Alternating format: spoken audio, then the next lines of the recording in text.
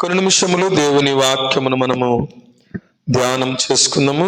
చదవబడిన లేఖన భాగము అపోస్తలుడైన పౌలు కొరింథీయులకు రాసిన మొదటి పత్రిక 15వ అధ్యాయము 49వ వచనం మరలా చదువుకుందాం. మరియు మనము మంటి నుండి పుట్టిన వాని పోలికను ధరించిన ప్రకారము పరలోక సంబంధి పోలికయు ధరింతుము.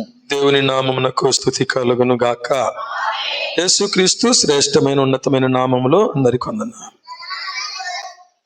అందరికీ. మంచిది, దేవుని వాక్యమును ధ్యానం చేసుకుందాము. మరియు మనము మంటి నుండి పుట్టిన వాని పోలికను ధరించిన ప్రకారము పరలోక సంబంధి పోలికయు ధరింతుము. ప్రియమైన వారలారా, మనము వాక్యం ఏం చెప్తుందంటే, మన పోలిక చొప్పున మన రూపమందు నరులను చేయుదము అనుకున్నాడు. ఎవరు? దేవుడు. మన పోలిక చొప్పున ఏం చేద్దాము? నరులను చేయుదము. కాబట్టి దేవుడు తన పోలిక చొప్పున తన రూపము చొప్పున నరులను చేశాడు. అయితే ఆది మానవుడైనటువంటి ఆదాము ఆజ్ఞను అతిక్రమించి పాపము చేసి ఏం పోగొట్టుకున్నాడు? ఆయన రూపాన్ని, ఆయన పోలికను పోగొట్టుకున్నాడు. అందుకని యేసన్న గారు చక్కని పాట రాశారు. నీ రూపము నేను కోల్పోయినా నీ రక్తముతో కడిగితివి కదా. ఆయన రూపాన్ని కోల్పోయాం. మరలా ఆయన రూపం మనలో ఏర్పడాలి అని యేసుక్రీస్తు ప్రభువారు ఈ లోకానికి వచ్చారు. దేవుని నామమునకు స్తుతి కలుగును గాక. హల్లెలూయా. పోలిక అనగా ఏమిటి? రూపమా లేకపోతే గుణాలా? గుణములే. పోలిక అంటే కేవలము రూపం మాత్రమే కాదు. ప్రభునందు ప్రియమైన వారలారా, గమనించాలి. మనము మంటి నుండి పుట్టిన వాని పోలికను ధరించిన ప్రకారము పరలోక సంబంధి పోలికయు. కాబట్టి ఇక్కడ రెండు పోలికలు ఉన్నాయి. ఒకటి మంటి నుండి పుట్టిన వాని పోలిక, రెండవది పరలోక సంబంధి పోలిక. క్రైస్తవునికి వాస్తవంగా రెండు పేరులు, రెండు బ్రతుకులు. రెండు పేరులు, రెండు బ్రతుకులు. అంటే క్రీస్తుకు పూర్వము, క్రీస్తు తరువాత. లోకంలో ఏ విధంగా అయితే క్రీస్తు పూర్వము, క్రీస్తు శకం ఉందో, ఆ విధంగా మనిషికి, క్రైస్తవునికి కూడా క్రీస్తుకు పూర్వము, క్రీస్తుకు తర్వాత. అంటే క్రీస్తుకు పూర్వము, యేసు క్రీస్తు ప్రభువును అంగీకరించక మునుపు నువ్వు ఎలా ఉన్నావో, క్రీస్తును అంగీకరించిన తర్వాత ఎలా ఉన్నావో, దీని రెండు మధ్యలో తేడాను చూపించడమే క్రైస్తవ జీవితం. క్రైస్తవ జీవితం. పోలిక అనగా రూపము కాదు కానీ గుణాలు. పోలికొచ్చి గుణం రాకపోతే ఏమాత్రం ప్రయోజనము లేదు. లోకంలో కొంతమంది లోక సామెత ఒకటి ఉంది. ఇన్ని పుట్టు రాజపుట్టు, బుద్ధి పనికిరాని బుద్ధి. లోకంలో వేరేది ఉందిలేండి. పుట్టేమో రూపానికి చూస్తే ఎట్టున్నాడంటే రాజున్నట్టున్నారు అంటాడు. బుద్ధి చూస్తే పనికిరాని బుద్ధి. అందుకని లోకంలో ఇంకో సామెత ఉంది, బుద్ధిని బట్టి సుఖం అంట. దేన్ని బట్టి సుఖము? బుద్ధిని బట్టి సుఖం. అట్లా మనిషి యొక్క గౌరవం దేంట్లో దాగి ఉందంటే, మనిషి యొక్క లక్షణాలను బట్టి, గుణాలను బట్టి గౌరవం దాగి ఉంది, కానీ నీ రూపాన్ని బట్టి కాదు. నీ రూపాన్ని బట్టి కాదు, నీ పై రూపమును బట్టి కాదు. అది పౌలు ఒక మాట అన్నాడు, కొరింథీయులకు రాసిన మొదటి పత్రిక 11వ అధ్యాయం మొదటి వచనం.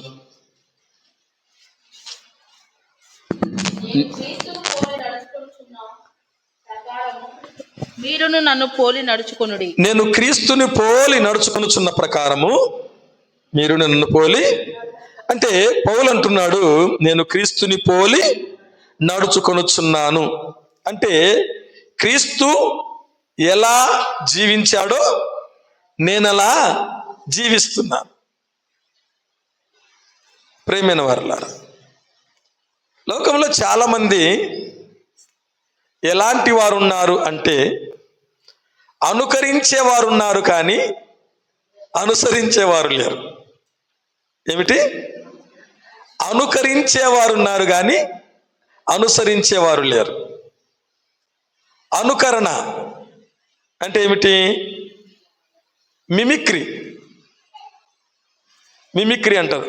అనుకరణ అంటే మిమిక్రీ. అంటే వాళ్ళు ఎట్లా పాడినారో నేను అట్లా పాడాల, వాళ్ళ గొంతు ఎట్టుందో నేను అట్లా గొంతు. అది ఈ మధ్యకాలంలో ఎక్కువ ఎవరి గొంతును ఇమిటేట్ చేస్తున్నారంటే, ఎవరి గొంతును? యేసన్న గారి గొంతును. అట్నే ఉండాల, మాటలు అట్నే ఉండాల, పాటలు అట్నే ఉండాల. జీవితం మాత్రము అలా ఉండకూడదు. జీవితం మాత్రము అలా ఉండకూడదు. ఇదే క్రైస్తవులలో ఉన్నటువంటి బ్లెండర్ మిస్టేక్. పెద్ద మిస్టేక్, పొరపాటు ఏంటంటే ఇదే. అనుకరణ కాదు కావాల్సింది. ఏం కావాలా? అనుసరణ కావాలి. అనుకరణ కాదు. ఏం ప్రయోజనం? వాళ్ళలాగా పాడితే ఏం ప్రయోజనం కదా? ప్రభునందు ప్రియమైన వారలారా, అనుసరించండి అన్నాడు కానీ యేసు ప్రభువు అనుకరించండి అనలే. నన్ను అనుసరించండి, నన్ను వెంబడించండి కదా.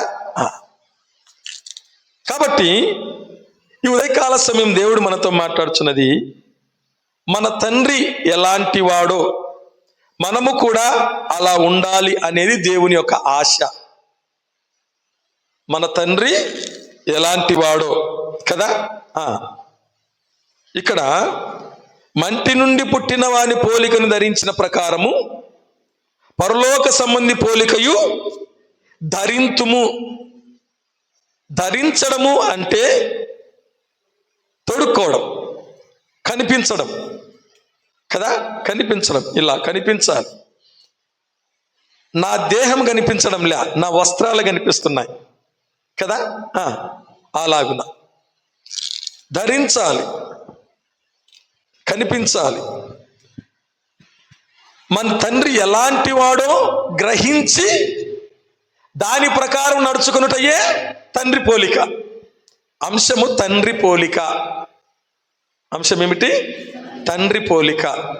మన తండ్రి ఎలాంటి వాడో గ్రహించి తెలుసుకొని అలా నడుచుకోవడమే తండ్రి పోలిక. దేవుని నామమున స్తుతి కలుగును గాక. ఆయన ఎలాంటి వాడు, మనం ఎలా ఉండాలి, మన పోలిక ఎలా ఉండాలి, ఎలా మనం ధరించుకోవాలి. చూడండి, మొదటిగా నిర్గమకాండము 22వ అధ్యాయము 27వ వచనం. వాడు కప్పుకొనినది అదే, అది వాని దేహమునకు వస్త్రము. వాడు మరి ఏమి కప్పుకొని పండుకొనును? నేను దయగలవాడను, వాడు నాకు మొరపెట్టిన ఎడల నేను విందును. దేవుని నామమున స్తుతి కలుగును గాక. హల్లెలూయా. ఏమిటంట? నేను దయగలవాడను. దేవుడు మాట్లాడుతున్న మాటలు ఇవి. నేను దయగలవాడను. ఆయన ఎవరంట? దయగలవాడు. దయగలవాడు. ఆయన దయ గురించి వ్రాయబడింది. ఎంతవరకు ఉంటుందంట? ఆయుష్కాలం అంతా నిలిచి ఉంటుంది.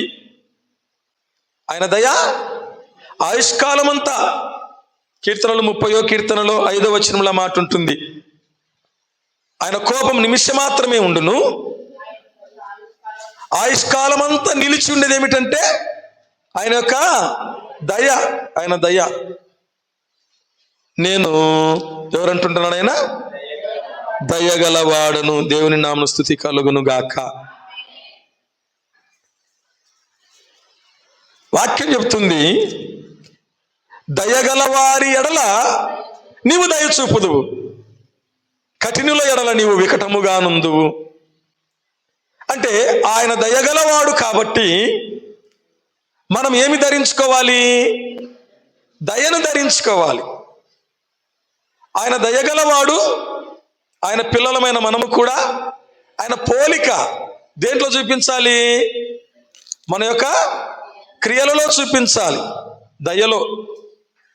ఆయన దయగలవాడు కాబట్టి ఏం చేశాడని వాక్యం చెబుతుందంటే, హెబ్రీయులకు రాసిన పత్రిక 8వ అధ్యాయము 12వ వచనం. హెబ్రీయులకు రాసిన పత్రిక 8వ అధ్యాయము 12వ వచనం చదువుకుందాం. నేను వారి దోషముల విషయమై దయగలిగి వారి పాపములను ఇకను ఎన్నడూ జ్ఞాపకం చేసుకొననని ప్రభు సెలవిచ్చుచున్నాడు. దేవుని నామమున స్తుతి కలుగును గాక. హల్లెలూయా. వారి దోషములను, వారి పాపములను ఇక ఎన్నటికి నేను జ్ఞాపకము చేసుకొనను. ఎందుకు? నేను దయగలవాడను కాబట్టి. ఎందుకంట? నేను వారి దోషముల విషయమై దయగలిగి వారి పాపములను ఇకను ఎన్నడను జ్ఞాపకము చేసుకొనను. ప్రభునందు ప్రియమైన వారులారా, ఇది మనము కలిగి ఉండవలసినటువంటి పాపము. మనకు ఎదుటివాని పాపం మనకు జ్ఞాపకం రాకూడదు. మనుష్యులముగా మన పాపం మన జ్ఞాపకం రావాలి. మనుష్యులముగా ఎవరి పాపము? మన పాపం మనకు జ్ఞాపకం రావాలి, కానీ ఎదుటివాని పాపము కాదు. అది జ్ఞాపకం వస్తే మనలో కఠినత్వం పెరుగుతుంది కదా. దయ అనేది మనలో రాదు. ఆయన దయగలవాడు కాబట్టి నీ పాపమును ఎన్నడూను జ్ఞాపకము చేసుకున్నాను. మనము కీర్తనల గ్రంథము 18వ కీర్తన 25వ వచనం.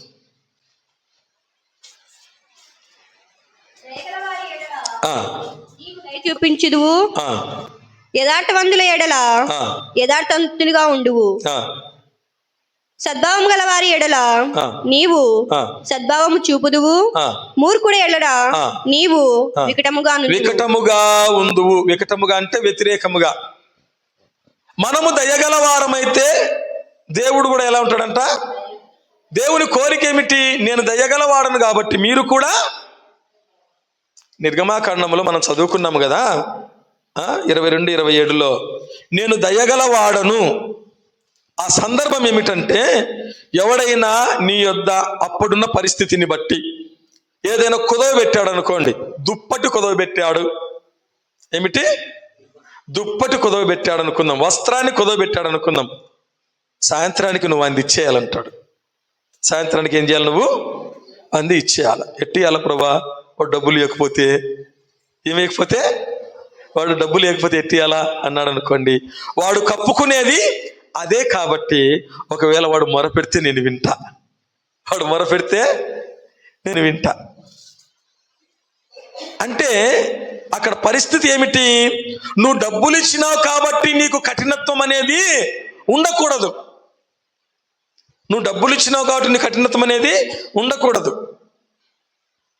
వాడు ఒకవేళ మొరపెట్టాడు అనుకో, ప్రభువా చలికి నేను ఇబ్బంది పడుతున్నాను ప్రభు అని నేను ఆలకించి ఏం చేస్తా? ఆ దుప్పటి వానికిచ్చి నిన్ను చలి కొనికేటట్టు చేస్తా. అది దాని అర్థం. మూర్ఖుల ఎడల వికటము చూపుదువు అంటాడు కదా. అది నేను దయగలవాడను కాబట్టి నువ్వు కూడా ఎలా ఉండాలి? దయగలిగిన వాడుగానే ఉండాలి. ఎఫెసీయులకు రాసిన పత్రిక 4వ అధ్యాయం 32వ వచనం. ఒకని ఎడల ఒకడు దయ కలిగి కరుణాహృదయులై క్రీస్తునందు దేవుడు మిమ్మును క్షమించిన ప్రకారము మీరును ఒకరినొకరు క్షమించుడి. దేవుని నామ స్తుతి కలుగును గాక. ఆయన క్షమించాడు, ఇక ఎన్నడూ జ్ఞాపకము చేసుకొను అన్నాడు. ఎందుకు?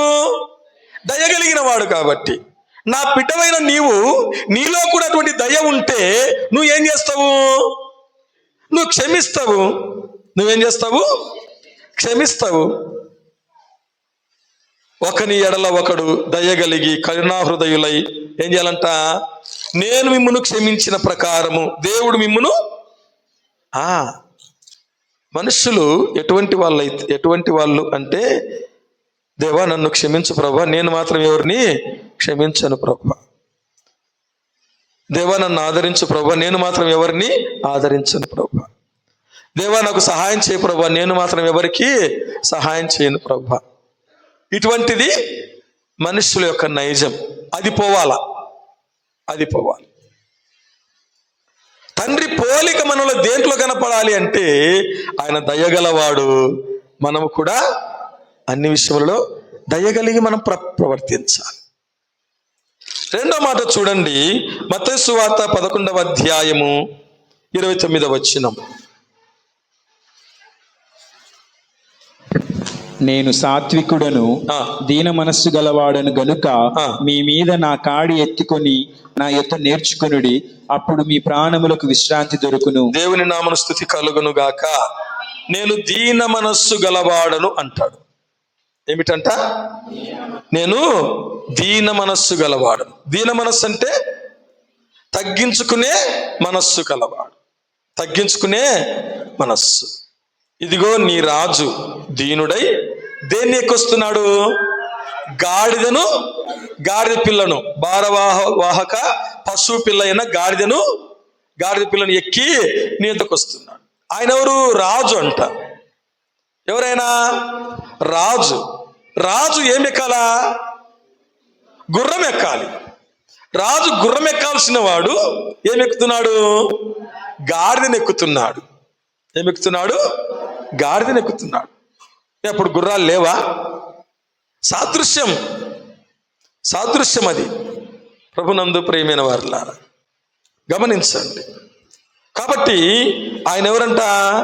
దీన మనస్సు గలవాడు, తగ్గించుకునే స్వభావము గలవాడు. మనము దాన్ని ధరించుకోవాలి.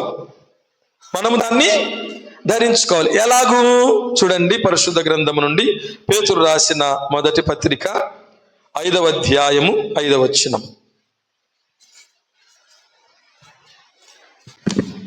చిన్నలారా, మీరు పెద్దలకు లోబడియుండుడి.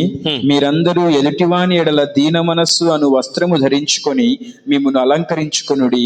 దేవుడు అహంకారులను ఎదిరించి దీనులకు కృప అనుగ్రహించును. దేవుని నామమున స్తుతి కలుగును గాక. దీన మనస్సు అను వస్త్రమును ఏం చేయాలంట? ధరించుకోవాలి. ఎదుటివాని ఎడల ఏమిటంట?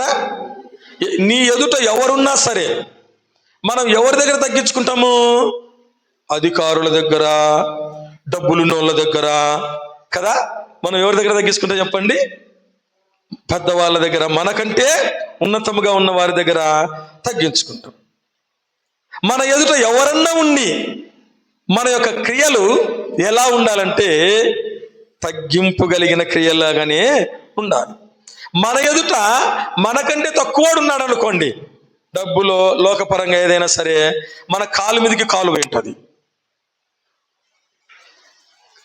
ఎట్లుంటుంది?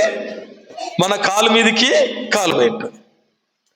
మన ఎదుట ఒకవేళ అధికారి కానీ గొప్పవాడుగా ఉంటున్నాడు అనుకోండి, నీ కాలు నష్టన్నా కూడా కాలు మీదకి కాలు పోదు. పైన కూర్చోడానికే నువ్వు ఇష్టపడవు, లేచి నిలబడి కదా. అబ్బా ఎంత వినయము కదా. చిన్నలారా, మీరందరూ ఎదుటివాని ఎడల, పలాని వారి ఎడల అని చెప్పడంలే. ఎవరైనా సరే నీ ఎదుట ఉన్నప్పుడు నువ్వు దీన మనస్సు అనే వస్త్రం ఏం చేయాలంట? ధరించుకోవాలి. నీ క్రియలు, నీ మాటలు కదా అన్నీ కూడా ఎలా ఉండాలి చెప్పండి? తగ్గించుకొని ఉండాలి. ఒకరిని మనం ఉదాహరణగా తీసుకుంటే అపోస్తుల పౌలు గురించి మనము ధ్యానం చేస్తే చూడండి, అపోస్తుల కార్యములు 19వ అధ్యాయము 31వ వచనం. అపోస్తుల కార్యములు 19వ అధ్యాయం 31వ వచనం. మరియు ఆసియా దేశాధికారులలో కొందరు అతనికి స్నేహితులై ఉండి అతని యొద్దకు వర్తమానము పంపి నీవు చాలు ఇక్కడ పౌలు యొక్క స్నేహితులు ఎవరంట? ఆసియా దేశాధికారులలో కొందరు స్నేహితులు. అది అంటే అధికారులలో పౌలు యొక్క స్నేహితులు ఎవరునంట? అధికారులు ఉన్నారంట. మామూలు అధికారులు కాదు. ఎవరు? దేశాధికారులు. ఎవరు? దేశానికి అధికారులు ఉన్నారంట. ఎవరికి? పౌలుకు. గ్రామానికి కాదు, మండలానికి కాదు, జిల్లాకు కాదు, రాష్ట్రానికి కాదు. దేనికంట? దేశాధికారులలో కొందరు స్నేహితులు ఉన్నారంట. ఎవరికి? పౌలుకు. మనకేముంటే మనం నేల మీద నిలబడమేమో. మన స్నేహితులలో ఎవరైనా ఒక్కరు ఎమ్మెల్యే ఉంటే చాలు, మళ్ళీ అంత దూరం వస్తుంది. ఎమ్మెల్యే దాకా ఎందుకు కదా, టౌన్లో కౌన్సిలర్ అంటుంటారు, టౌన్ కౌన్సిలరు కదా. ఇంకా ఎవరు? జెడ్పీటీసీ. అంత దూరం వద్దులేండి, చిన్న చిన్న పనులు ఉంటాయి చూడండి, వార్డు మెంబర్ ఉంటే చాలు. ఒక కాంట్రాక్ట్ ఉంటే చాలు. మన స్నేహితులు వార్డు మెంబర్ ఉంటే చాలు మనకి స్నేహితులుగా. మనల్ని పట్టుకునే వాళ్ళు ఎవరు ఉంటారు. పౌలుకి ఎవరంటే స్నేహితులు? దేశాధికారులలో కొందరు స్నేహితులు ఉన్నారంట. ఇటువంటి స్నేహితుల్లో పౌలు ఉంటే, పౌలు ఏం పని చేస్తున్నాడో ఒక మాట చూడండి. 28వ అధ్యాయము అపోస్తుల కార్యములు 28వ అధ్యాయం 3వ వచనం చదవండి. పౌలు మోషేను మోపెడు పుల్లలేరి నిప్పుల మీద వేయగా. చాలు. ఇక్కడ పౌలు ఏమేరుతున్నాడు? పుల్లలేరుతా ఉన్నాడంట. అందరికీ చలి పెడతా ఉంటే అప్పుడు ఘోరమైన ప్రమాదాన్ని తప్పించుకున్నారు వాళ్ళు. ఓడలో నుండి తప్పించుకున్నారు, బయటకు వచ్చారు. అందరికీ చలి పెడతా ఉంది. చలి పెడతా ఉంటే ఈ యొక్క పౌలు ఏం చేస్తున్నాడు? పుల్లలేరి చలిమంటలు వేస్తున్నాడు. నేను ఎవరనుకున్నా? దేశాధికారులలోనే నాకు స్నేహితులు ఉన్నారు, అటువంటి నేను పుల్లలేరాలనా అనలే.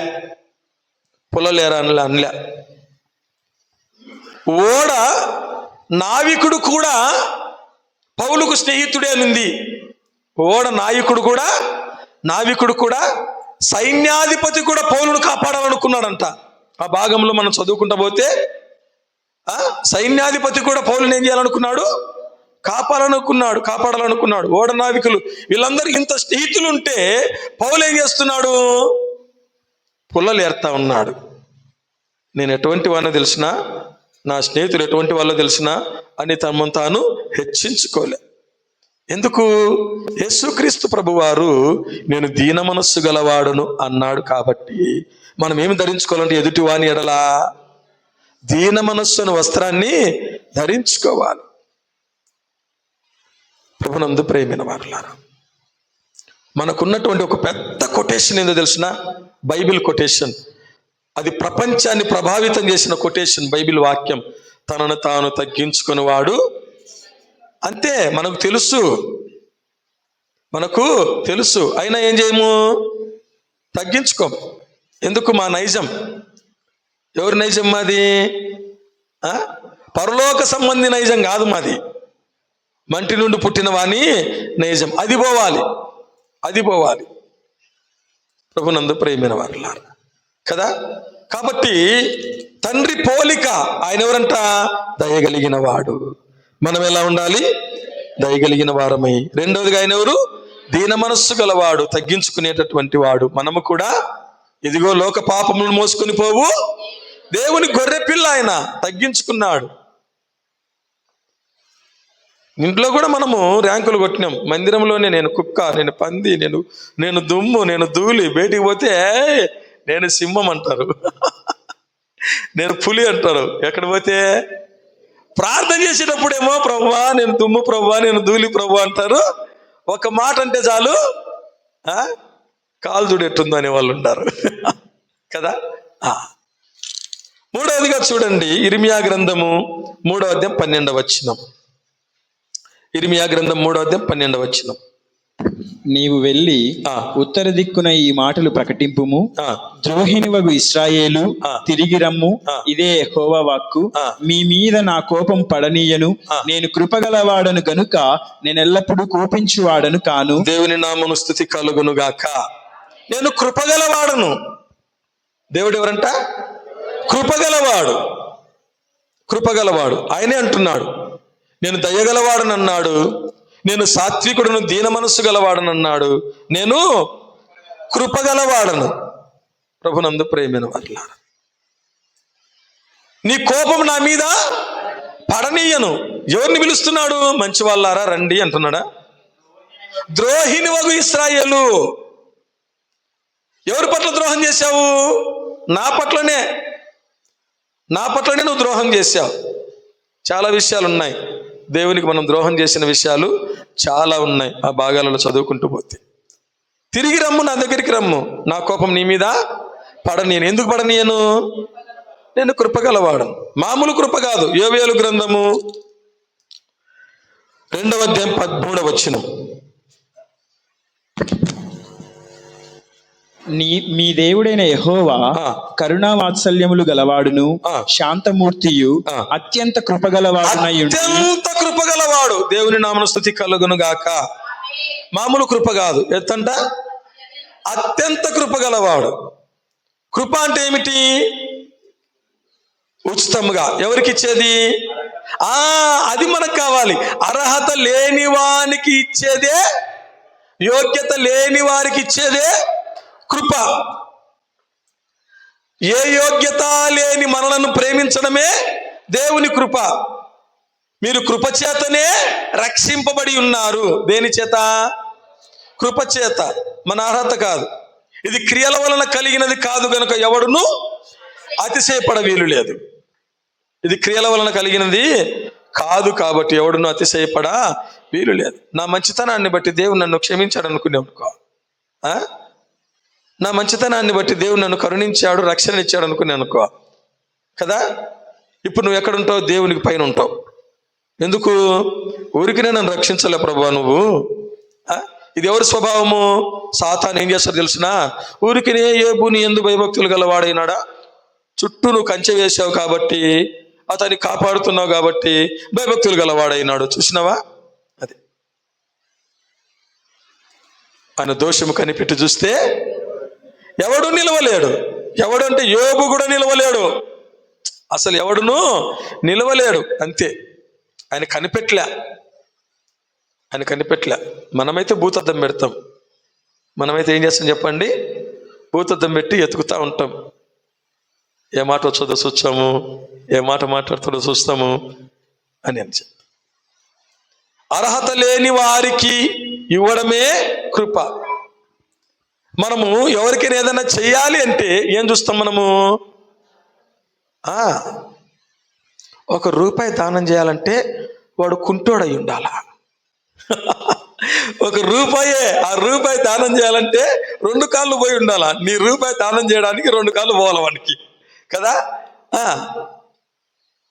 ఏం కాళ్ళు చేతులు బాగుండయే, పోయి పని చేసుకోపో అంటారు. ఏమున్నాయి? కాళ్ళు చేతులు బాగున్నాయి కదా, పోయి పని చేసుకోపో అంటే ఏం చేయాలా? నువ్వు ఇచ్చే ₹1కి కాళ్ళు చేతులు ఇరగొట్టుకోవాలా. ఇది మనం చూసేది అన్నమాట. మనం చూసేది నువ్వు ఇస్తే లేకపోతే లే, అంతే కదా. వాక్యం ఏం చెప్తుందంటే, బీదవాడిని నీకోసమే దేవుడు పుట్టించాడంట. హల్లెలూయా. ఎస్, బీదవాడిని దేవుడు ఎవరి కోసం పుట్టించినాడు? నీకోసమే పుట్టించినాడు. ఎందుకు? నువ్వు సహాయము చేయాలని. నువ్వేం చేయాలని? బీదలు దేశంలో ఉండక మానరు. నిశ్చయముగా నువ్వు చెయ్యి చాపాలని వాక్యం చెప్తుంది. నిశ్చయముగా నువ్వు చెయ్యి చాపాలని వాక్యం చెప్తుంది. అదే కదా. మనం ఏదన్నా చిన్న సహాయం చేయాలంటే ఏమై ఉండాలి? మనకి 2 కళ్ళు పోయి ఉండాలా, 2 చేతులన్నా పోయి ఉండాలా, 2 కాళ్ళన్నా పోయి ఉండాలి కదా. సిగ్గు లేదా అడుక్కోవడానికి అని అంటూ ఉంటాం కదా ప్రేమైన వారలారా. అందుకని లోకంలో అడుక్కునేది కూడా ఫ్యాషన్ అయిపోయింది. అడుక్కుంటే ఎవరైనా సిటీలో ఎట్టుంటుందో తెలిసిన, hi sir, how are you sir, your good name please sir. ఎంత బాగా మాట్లాడతారు. My name is so and so sir, I am beggar sir. చివరికి ఏమంటాడు? I am beggar sir, please give me 10 rupees sir. అబ్బా, ఈ మాటలకి ఎట్టయినా ఇవ్వాల్సిందే వాడు అట్టన్నమాట కదా. కాబట్టి నేను కృపగలవాడును, అత్యంత కృపగలవాడు. ఆ కృప ఏం చేసిందంట? ద్రోహిని తన దగ్గర చేర్చుకునింది. ద్రోహిని తన దగ్గరికి చేర్చుకుంది. అది కృప. దేవుని నామమున స్తుతి కలుగును గాక. 4వదిగా చూడండి, పేతురు రాసిన 2వ పత్రిక 3వ అధ్యాయం 9వ వచనం. పేతురు రాసిన 2వ పత్రిక 3వ అధ్యాయము 9వ వచనం. కొందరు ఆలస్యమని ఎంచుకున్నట్లు ప్రభువు తన వాగ్దానమును గూర్చి ఆలస్యం చేయువాడు కాడు గాని ఎవడును నశింపవలెనని ఇచ్చయింపక అందరూ మారు మనస్సు పొందవలెనని కోరుచు మీ ఎడల దీర్ఘశాంతము గలవాడై ఉన్నాడు. దేవుని నామమున స్తుతి కలుగును గాక. హల్లెలూయా. ఎవరంట ఆయన? దీర్ఘశాంతము గలవాడు. దీర్ఘశాంతం అనేది ఎక్కడొస్తుందో చెప్పండి. దీర్ఘశాంతం అనేది ఎక్కడొస్తుంది? ఆత్మఫలములలో ఒక ఫలం ఏమిటి? అయితే ఆత్మఫలం ఏమనగా ప్రేమ, సంతోషము, సమాధానము, దీర్ఘశాంతము కదా. దీర్ఘశాంతం. దీర్ఘశాంతానికి ఏమి లేదంటే అంతము లేదు. దీర్ఘానికి ఏమి లేదు చెప్పండి? అంతము లేదు. ఎంతన్నా గీసుకుంటూ పోయి అవతలకి కదా. ఎంతసేపు సహించాలా? కొంతమంది అంటే నీ సహనము ఎందులో కనపడుతుంది? శాంతములో కనపడుతుంది. ఏ శాంతం అది? దీర్ఘశాంతము. దీర్ఘశాంతం. ఎన్నిసార్లు క్షమించాలా? 7 మార్లు చాలా? 70 ఏళ్ళ మారులు మట్టుకు. ఎంతంట? 70 ఏళ్ళ మారులు మట్టుకు. అదే దీర్ఘశాంతం. ఎంతవరకు క్షమించాడు యేసు ప్రభువు చెప్పండి? మనకు క్షమాపణ ఎంతవరకు ఉందంటే ఈ లోకంలో మనం మరణించినంత వరకు క్షమాపణ ఉంది.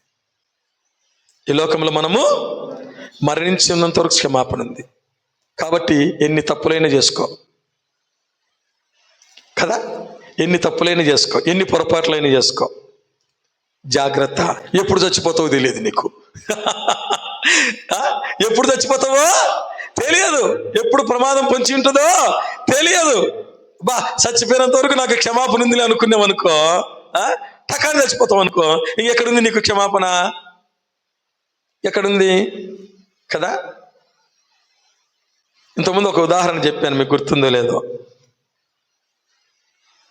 ఒకతను ఒక ఇంజెక్షన్ కనిపెట్టినాడంట. ఆ ఇంజెక్షన్ ప్రాణం పోయే ముందు ఇంజెక్షన్ వేసుకుంటే ఒక అర్ధగంట బతుకుతాడంట. ప్రాణం పోయే ముందు ఆ ఇంజెక్షన్ వేసుకుంటే ఒక అర్ధగంట బ్రతుకుతాడు. అది దగ్గర పెట్టుకున్నాడు. ఎందుకు? నేను చచ్చిపోయేటప్పుడు ఈ ఇంజెక్షన్ వేసుకుని బాప్తిసం తీసుకొని చచ్చిపోతా అన్నాడంట. నేను చచ్చిపోయే ముందు ఏం చేస్తాను? ఈ ఇంజెక్షన్ వేసుకొని అప్పుడే క్షమాపణ పొందుతా, అప్పుడే బాప్తిసం పొందుతా, అప్పుడు చచ్చిపోతా, అప్పుడు నేను పరలోకానికి పోతా అని అనుకున్నాడంట. ఒకనాడు ఏమైందంటే యాక్సిడెంట్, స్పాట్ డెడ్. అంటే ఇంజెక్షన్ కారులోనే ఉంది, అన్నీ అవైలబుల్లో ఉన్నాయి. అవైలబుల్లో లేనిది ఎవరు? వీడే. వీడే ఎక్కడ లేడు? అవైలబుల్లో అన్ని అవైలబుల్లో ఉన్నాయి. నీ ప్రాణమే, నీ ఆత్మనే అవైలబుల్లో లేదు. ప్రాణం ఎప్పుడు పోతుంది ఎవరికి తెలియదు. భయంకరమైన పరిస్థితులు. ఒక ఎయిర్పోర్ట్లో చూడండి, ఒక పెద్ద విమానం, దాని మోటార్లు అంటాం, ఫ్యాన్లు తిరుగుతుంటాయి కదా, మనం ఫ్యాన్లు అంటే మోటార్స్ అన్నమాట, పెద్ద పెద్ద మోటార్లు తిరుగుతున్నాయి. ఆ ఎయిర్పోర్ట్ సిబ్బంది మరి ఎందుకో తెలియక ముందు వస్తున్నాడు, మిగతా వాళ్ళు వెనకబోతున్నారు. ముందు కట్టొచ్చాడు, విమానం ముందు వచ్చాడు, అది లాక్కొని చచ్చిపోయినాడు. అంతే, ఫ్యాన్లో పడి చచ్చిపోయినాడు. మోటార్ తిరుగుతుంది కదా, ఇట్లా పోయినాడు, ఇట్లా బయటికి అగ్గి వచ్చింది, బూడిద కూడా మిగల్లా. ఎప్పుడు చచ్చిపోతారో తెలియదు ఎవరికి కూడా. ప్రమాదం ఎప్పుడు ఎవరికి పొంచి ఉంటుందో తెలియదు. గాలిపటం ఎగిరేస్తూ చచ్చిపోవడం ఏందండి? అర్థమవుతుందా? గాలిపటం ఎగిరేస్తూ ఆ దారానికి తేమ ఉంటే ఆ కరెంటు దానికి వచ్చి చచ్చిపోవడం చూడండి. అదే గాలిపటం ఎగిరేస్తూ మెడకు చుట్టుకొని తెగిపోయి చచ్చిపోయినారు. అదంతా దారం గట్టిగా ఉంటుందంట. ప్రాణం ఎప్పుడు పోతుంది ఎవరికి తెలియదు. అంటే మనం చచ్చిపోయినంత వరకు మనకు క్షమాపణ ఉంటుంది. ఎప్పుడు చచ్చిపోతావో తెలియదు. అదన్నమాట జాగ్రత్త. అది ఆయన కృపగలవాడు. ఆయన ఎవరు? ఆయన అత్యంత కృపగలవాడు. ఆయన దీర్ఘశాంతము గలవాడు. ఆయన ఎవరంట? మనలో కూడా ఏముండాలి? దీర్ఘశాంతం ఉండాలి. దీర్ఘశాంతం ఉండాలి. దీర్ఘశాంతము త్వరగా కోపపడదు. దీర్ఘశాంతం త్వరగా కోపపడదు. దేవుని నామమున స్తుతి కలుగును గాక. 5వ లూకాసు వార్త 6:36. లూకాసు వార్త 6:36. కాబట్టి మీ తండ్రి కనికరము గలవాడై ఉన్నట్టు మీరును కనికరము గలవారై ఉండుడి. దేవుని నామమున స్తుతి కలుగును గాక. మన తండ్రి ఎవరంట? కనికరము గలవాడు. కనికరము గలవాడు. ధన్యతలలో ఒక ధన్యత ఏమిటి? కనికరము గలవారు ధన్యులు, వారు కనికరింపబడుదురు. కనికరము తీర్పును మించి అతిశయించునని వాక్యం చెబుతుంది. కనికరము తీర్పును మించి అతిశయించును. ప్రభునందు ప్రియమైన వారల, కనికరము త్వరగా తీర్పు తీర్చడానికి ఇష్టపడదు. కనికరము త్వరగా తీర్పు తీర్చడానికి ఇష్టపడదు. తీర్పు అంటే ఏమిటి? ఒకటి తెగగొట్టడం. వీడిట తోడు అని వెంటనే తెగగొట్టేది ఏమిటి? తీర్పు తీర్చడం. అలా చెప్పేది ఎవరు? కనికరం లేని వారు. అందుకని వాక్యం చెబుతుంది, నేను కనికరమునే కోరుచున్నాను కానీ బలిని నేను కోరను అనే వాక్య భావం మీకు తెలిసి ఉంటే నిర్దోషులను దోషులుగా మీరు ఎంచరు కదా. మీ బోధకుడు ఏంది? పాపులతో సుంకరులతో కలిసి భోజనం చేస్తున్నాడు, కూర్చుంటున్నాడు, సహవాసం చేస్తున్నాడు. నేను పాపులనే పిలువచ్చింది కానీ నీతిమంతులను పిలువరాలేదు. ఆరోగ్యం గల వారికి వైద్యుడు అక్కరలేదు. కనికరమునే కోరుచున్నాను కానీ బలిని నేను కోరను అన్నాడు. ప్రభునందు ప్రియమైన వారలారా, యేసుక్రీస్తు ప్రభు నిన్ను నన్ను కనికరించలేదా? కనికరించే కదా నీ కొరకు నా కొరకు ఏం చేశాడు? తన ప్రాణం పెట్టాడు. మనము కనికరం ప్లేస్లో ఏముంటుంది తెలిసిన? కనికరాయి ఉంటుందంట. కనికరం ప్లేస్లో ఏముంటుంది? కనికరాయి. కనికరాయి ఎంత గట్టిదంటే ఇంత చిన్న రాయినా సరే తలకాయ పగులుతుంది. ఇంత చిన్నదైనా సరే పండు ఫల అంటది. పండును కూడా ఇరగొట్టేది ఏమిటి? కనికరాయి కదా. మనము కనికరముతో నింపబడాలి కానీ కదా, కఠినమైన మనస్సు మనలో ఉండకూడదు. ఆయన కనికరపడి చేయి చాపి నాకు ఇష్టమే, నువ్వు శుద్ధుడుగా అన్నాడంట. హల్లెలూయా. ఎవరితో అన్నాడన్నమాట? కుష్ఠరోగితో అన్నాడు. ప్రభా నీకు ఇష్టమైతే నన్ను శుద్ధినిగా చేయగలవంటే ఆయన కనికరపడ్డాడంట. నాకు ఇష్టమే, నువ్వు శుద్ధుడు కా. అదే ఆయన కనికరము తీర్పును మించి అతిశయిస్తుంది.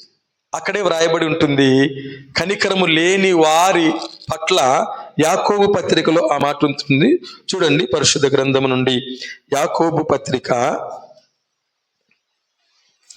2వ అధ్యాయము 13వ వచనం. కనికరము చూపనివాడు కనికరము లేని తీర్పు పొందును. ఏమిటంట? కనికరము చూపనివాడు కనికరము లేని తీర్పు పొందుతాడు. అమ్మయ్య నేను రక్షింపమన్నాలే, నేను బాప్తిస్మం పొందానే అని అనుకోవచ్చు నువ్వు. మనలో కనికరము లేకపోతే మనకు కూడా ఎటువంటిదంట? కనికరము లేని తీర్పు పొందుతాం. ఎందుకు కనికరం లేని తీర్పు? దేవునికి అంత కోపం ఎందుకో తెలిసినా, నేను కనికరము గలవాడనైతే నా బిడ్డవని చెప్పుకునే నీలో ఇంత కఠినమా? ఇంత కఠినమా? ఆయన దయగలిగిన వాడు, ఆయన దీన మనస్సు గలవాడు, ఆయన కృపగలవాడు, ఆయన దీర్ఘశాంతము గలవాడు, ఆయన కనికరము గలవాడు. ఆరోదిగా ఇర్మియా గ్రంథం 13వ అధ్యాయము 16వ వచనం. ఇర్మియా గ్రంథము 13వ అధ్యాయం 16వ వచనం. ఆయన చీకటి కమ్మ చేయక మునుపే, మీ కాళ్ళు చీకటి కొండలకు తగులక మునుపే, వెలుగు కొరకు మీరు కనిపెట్టుచుండగా, ఆయన దాని గాఢాంధకారముగా చేయక మునుపే, మీ దేవుడైన యెహోవా మహిమగలవాడని, మీ దేవుడైన యెహోవా మహిమగలవాడు అని ఆయనను కొనియాడుడి. దేవుని నామమున స్తుతి కలుగును గాక. ఆయన ఎవరంట? మహిమగలవాడు. ఇది గుర్తుపెట్టుకోవాలి. ఆయన ఎవరు? మహిమగలవాడు. అంటే పరలోకపు వస్తువుల మహిమ వేరు, భూలోకపు వస్తువుల మహిమ వేరు అని వాక్యం చెబుతుంది. దీనికి మనకు బాగా అర్థం కావాలంటే ఇంకో మాటను మనము చూచినట్లయితే, మనం ఏమి పోగొట్టుకున్నామంటే, ఏ భేదమును లేదు, అందరూ పాపము చేసి దేవుడు అనుగ్రహించు మహిమను పొందలేకపోయారు. మహిమను పోగొట్టుకున్నారు. మహిమను పోగొట్టుకున్నారు. మహిమ శరీరాన్ని పోగొట్టుకున్నారు. మహిమ నేత్రాలను పోగొట్టుకున్నారు కదా, అన్ని పోగొట్టుకున్నారు. ఇంకో మాట చదువుదాము. పేతురు రాసిన మొదటి పత్రిక 5వ అధ్యాయం 1వ వచనం. పేతురు రాసిన మొదటి పత్రిక 5వ అధ్యాయం 1వ వచనం. తోటి పెద్దను క్రీస్తు శ్రమలను గూర్చిన సాక్షిని బయలుపరచబడబోవు మహిమలో పాలివాడను పాలివాడను నైన నేను మీలోని పెద్దలను హెచ్చరించుచున్నాను. దేవుని నామమున స్తుతి కలుగును గాక. మహిమలో ఏమైనాడంట? పాలివాడైనాడంట. మహిమలో పాలివాడు అంటే భాగస్థుడయ్యాడు. ఎవరి మహిమలో? దేవుని మహిమలో. ఆయన మహిమగలవాడు గనుక మనమేం కావాలి? ఆయన మహిమలో పాలివారం కావాలి. ఆయన మహిమలో మనం పాలివారం కావాలి. దేవుని నామమున స్తుతి కలుగును గాక. హల్లెలూయా. ఆయన దయగలిగిన వాడు, ఆయన దీన మనస్సు గలవాడు, ఆయన కృపగలవాడు, ఆయన దీర్ఘశాంతము గలవాడు, కనికరము గలవాడు, ఆయన మహిమ గలవాడు. చివరిగా 7వదిగా చూడండి, నహూము గ్రంథం 1వ అధ్యాయం 3వ వచనం. నహూము గ్రంథము 1వ అధ్యాయము 3వ వచనం. యెహోవా దీర్ఘశాంతుడు, మహాబలము గలవాడు. దేవుని నామమున స్తుతి కలుగును గాక. హల్లెలూయా. ఆయన ఎవరంట? మామూలు బలము కాదు, ఎటువంటి మహాబలము గలవాడు. మనం ఎటువంటి వారం కావాలా చెప్పండి? మహాబలము గల వారం కావాలి. దేవుని నామమున స్తుతి కలుగును గాక. హల్లెలూయా. ఆయన మహాబలము గలవాడు. ఎంత బలము గలవాడు అంటే మరణాన్ని జయించినంత బలము గలవాడు. మరణముతో మాట్లాడిన బలము గలవాడు. ఓ మరణమా నీ ముల్లెక్కడ? ఓ మరణమా నీ విజయం ఎక్కడా? మరణపు ముళ్ళును ఏం చేశాడు? విరిచేసిన వాడు. జీవితకాలం అంతా మరణ భయము చేత దాస్యమునకు లోబడిన మనలను ఆ మరణ భయము నుండి విడిపించాడు. మహాబలము గలవాడు. దేవుని నామమున స్తుతి కలుగును గాక. ప్రభునందు ప్రియమైన వారులారా, మనము బలహీనులమా చెప్పండి? మనం ఎవరు కావాలా? బలము గల వారము కావాలి. మనం ఎవరు కావాలా? బలము గల వారం కావాలి. చూడండి, సమూయేలు మొదటి గ్రంథం. సమూయేలు మొదటి గ్రంథం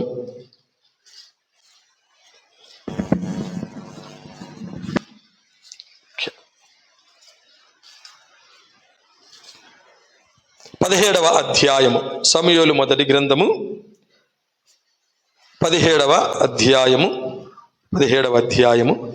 50వ వచనాన్ని చదవండి. దావీదు ఫిలిష్తీయుని కంటే